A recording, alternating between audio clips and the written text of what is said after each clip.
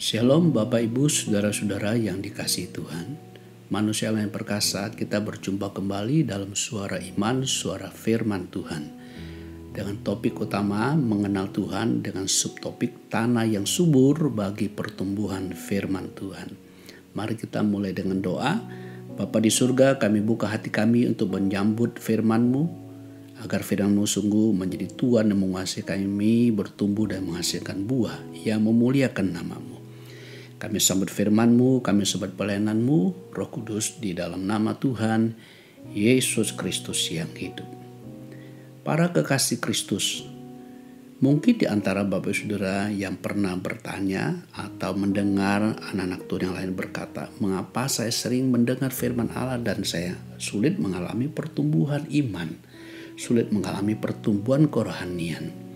Nah Bapak Saudaraku, topik kita kali ini akan menolong kita untuk mengatasi persoalan ini dengan bercermin kepada salah satu perumpamaan yang Tuhan sampaikan kepada kita tentang seorang penabur yang keluar untuk menaburkan benih yang dicatat dalam Matius pasal 13, Markus pasal 4, Lukas pasal yang ke-8.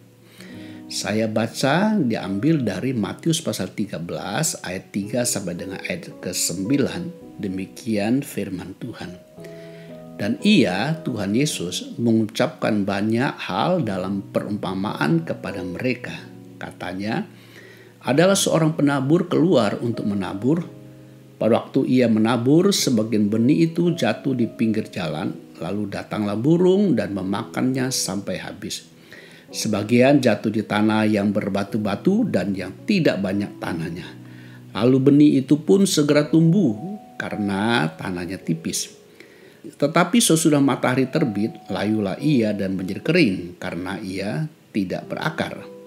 Sebagian lagi jatuh di tengah semak duri, lalu makin besarlah semak itu dan menghimpitnya sampai mati. Ayat 8. Dan sebagian jatuh di tanah yang baik, lalu berbuah. Ada yang 100 kali lipat, ada yang 60 kali lipat, dan ada yang 30 kali lipat. Terakhir, siapa bertelinga, hendaklah ia mendengar. Di dalam perumpamaan seorang penabur ini, Bapak Saudaraku, Tuhan Yesus memberitahu kepada kita ada 4 jenis tanah. 4 jenis tanah ini menunjuk kepada sikap hati pendengar firman Tuhan. Masing-masing pendengar sikap hatinya ditentukan reaksinya, sikap hatinya terhadap firman Tuhan itu sendiri. Apakah dia termasuk kelompok jenis tanah pertama, kedua, ketiga, atau keempat. Nah tentu kita semua sangat ingin supaya kita termasuk atau memiliki jenis tanah keempat, yaitu tanah yang subur, tanah yang baik, sehingga benih yang Tuhan taburkan dalam hati kita berbuah 100 kali lipat, 60, 30, 60, 100 kali lipat. Nah Bapak Ibu Saudaraku dikasih Tuhan, agar supaya firman Tuhan kita dengar itu bertumbuh dalam diri kita, sehingga kita betul-betul memiliki pengenalan akan Allah. Sebab mengenal Allah di sini saudaraku dikasih Tuhan adalah kita menerima data-data pribadi dari Tuhan di dalam hati kita. Data-data pribadi Tuhan itu yang adalah firman-Nya itu yang kita terima dalam hati kita, dia harus bertumbuh dengan maksimal, tidak boleh dihalangi oleh apapun. Nah ketika kita memiliki data-data dari Tuhan itu firman-Nya di hati kita tanpa rintangan, maka sesungguhnya kita sudah memiliki pengenalan yang benar akan Allah. Kita sudah memiliki sebuah pengenalan yang betul-betul yang Allah kehendaki, yang membuat kita dikenal oleh Tuhan. Nah untuk itu Bapak Ibu Saudara-saudara yang dikasihi Tuhan, agar kita semua memiliki jenis tanah yang baik, jenis tanah yang subur, jenis tanah keempat, mari kita bercermin kepada perumpamaan yang Tuhan Yesus ajarkan kepada kita. Untuk memiliki jenis tanah keempat ini, semua orang bisa punya potensi untuk memiliki jenis tanah keempat. Untuk memilikinya tentu sangat ditentukan sikap kita masing-masing terhadap firman itu. Nah sikap kita ini dijelaskan kepada kita dari jenis tanah pertama sampai jenis tanah keempat.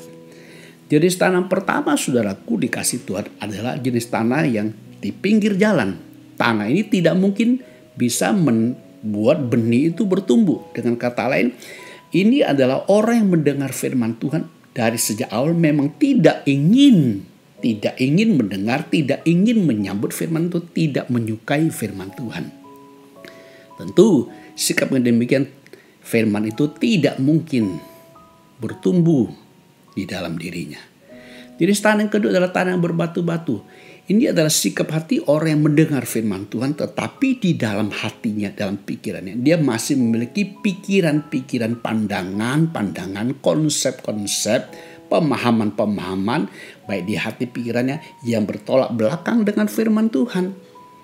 Dia ingin senang mendengar firman Allah, tapi dia tidak bersedia membuang konsep-konsep, pikiran-pikiran, perasaan-perasaan, pemahaman-pemahaman yang diajarkan, yang diterima dari dunia ini yang bertentangan dengan firman Tuhan. Sikap hati yang demikian dari jenis tanah kedua ini tentu tidak mungkin membuat firman itu bertumbuh, Bapak Ibu Saudaraku. Jenis tanah yang ketiga adalah tanah yang bersemak duri. Ini adalah sikap hati orang yang mendengar firman Tuhan, suka mendengar firman Tuhan, sering membaca, mendengar firman Tuhan. Tetapi di hatinya itu dia mengkhawatirkan banyak hal. Dia pusingkan banyak hal. Dia pentingkan banyak hal lebih penting daripada Tuhan dan firman-Nya. Sehingga Tuhan mengatakan jenis tanah ketiga adalah mereka yang karena kenikmatan hidup, tipu daya kekayaan, dan kekhawatiran membuat dia tidak bisa memberi tempat yang semestinya kepada firman itu untuk bertumbuh dalam hidupnya. Bapak Ibu Saudaraku dikasih Tuhan, dengan kata lain, untuk memiliki jenis tanah yang keempat, jenis tanah yang baik, tanah yang subur adalah kita harus memiliki pengertian kebalikan dari jenis tanah 1, 2, dan 3, dan memiliki pengertian jenis tanah yang keempat. Dengan kata lain, jenis tanah yang keempat adalah di mana sikap hati yang sungguh-sungguh sudah dipersiapkan untuk segenap hati mendengar firman Tuhan, menghargai karena Tuhan yang menciptakan kita. Tuhan menciptakan saya, adalah Tuhan yang sumber hidup saya, sehingga saya sungguh-sungguh memfokuskan hati saya, menghargai Dia sepenuh-penuhnya. Itu tanah yang pertama.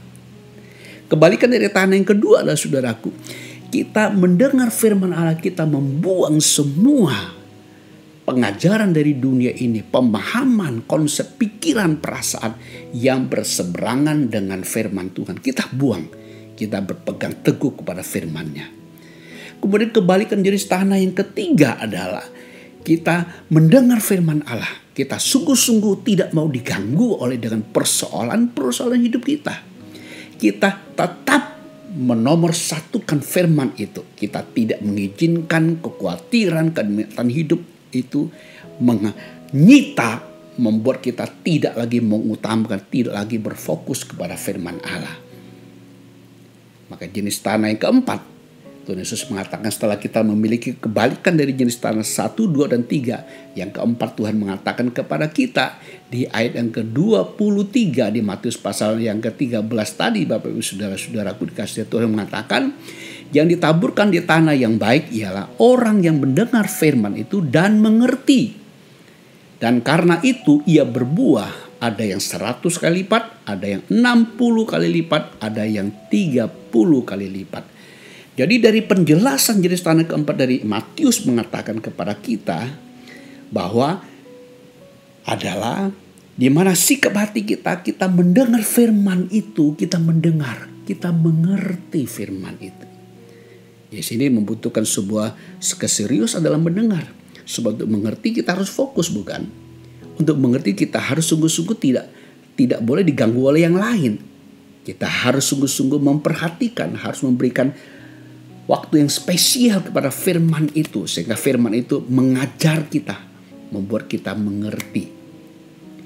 Kemudian dari penjelasan yang Tuhan sampaikan melalui Markus, dikatakan kepada kita tentang pengertian jenis tanah yang keempat di ayat yang ke-20, Tuhan Yesus mengatakan demikian, dan akhirnya yang ditaburkan di tanah yang baik ialah orang yang mendengar dan menyambut firman itu lalu berbuah. Ada yang 30 kali lipat, ada yang 60 kali lipat, dan ada yang 100 kali lipat. Jadi penjelasan dari tambahan yang sampai melalui Markus adalah bahwa jenis tanah keempat adalah di mana kita mendengar firman Allah, kita menyambutnya firman itu, kita menyambutnya, kita tidak menolak, kita tidak argue, kita tidak berargumentasi dengan firman itu. Kita meyakini firman itu adalah firman yang benar sepenuhnya, karena itu adalah perkataan dari pencipta kita. Itu yang Tuhan sampaikan kepada kita, yang sepenuhnya adalah kebenaran. Kita mendengar, kita menyambut firman itu.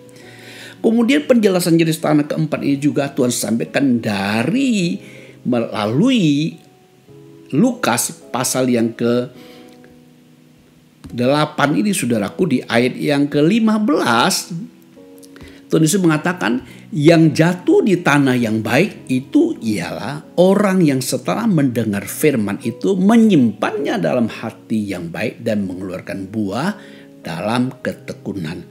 Jadi kalau kita menggabungkan dari ketiga Injil ini, Matius, Markus, dan Lukas, maka penjelasan jenis tanah keempat adalah orang yang mendengar firman Tuhan, menyambutnya, menyimpannya dalam hati, dan mengerti, lalu menghasilkan buah dalam ketekunan.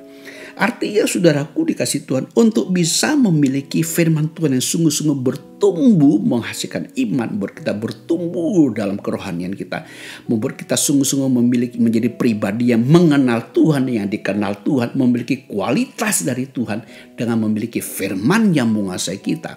Maka ketika kita mendengar firman Allah yang disampaikan kepada kita, kita harus menyambutnya dengan segenap hati. Jangan argue, jangan bertolak belakang dengan dia. Kita menyimpannya kemudian dalam hati kita. Kita menyimpannya, kita pelihara, kita jagain firman itu. Sehingga dalam aktivitas ini, dalam sikap ini saudaraku, maka kita diberi pengertian akan kebenaran itu. Sehingga kemudian dalam keseriusan kita terus dalam sikap hati yang demikian, maka firman itu menghasilkan buah dalam ketekunan, dalam kesungguhan, dalam keseriusan kita memelihara firman itu.